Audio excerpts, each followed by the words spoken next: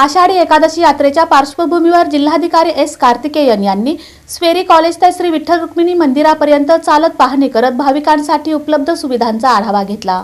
आषाढी एकादशी यात्रेच्या पार्श्वभूमीवर जिल्हाधिकारी एस कार्तिकेयन यांनी स्वेरी कॉलेज ते श्री विठ्ठल रुक्मिणी मंदिरापर्यंत चालत पाहणी करून दर्शन रांग, पत्रा शेड आणि भाविकांसाठी उपलब्ध सुविधांचा आढावा घेतला। यावेळी त्यांनी भाविकांसोबत संवाद साधत पिण्याचे पाणी, शौचालय, आरोग्य सुविधा, सीसीटीव्ही, आपत्ती व्यवस्थापन तसेच दर्शन व्यवस्थेची पाहणी केली। यावेळी व्हीआयपी दर्शन बंदीच्या आदेशाची अंमलबजावणी होत आहे का याची खातरजमा करत व्हीआयपी नोंदणी रजिस्टरचीही तपासणी करण्यात आली। तसेच गोपाळपूर पुलाची पाहणी, दर्शन रांगेत प्रकाश व्यवस्था, घुसखोरी रोखण्यासाठी सुरक्षा वाढविणे आणि वाखरी पालखी तळावरील पाणी निचऱ्यासाठी मोठ्या व्यासाचे पाईप टाकण्याच्या सूचना संबंधित विभागांना देण्यात आल्या। या पाहणीवेळी प्रांताधिकारी सचिन इथापे, कार्यकारी अधिकारी राजेंद्र शेळके, कार्यकारी अभियंता अमित निमकर, तहसीलदार सचिन लंगुटे, मुख्याधिकारी महेश रोकडे, व्यवस्थापक प्रवीण कुमार घम तसेच संबंधित विभागांचे अधिकारी उपस्थित होते।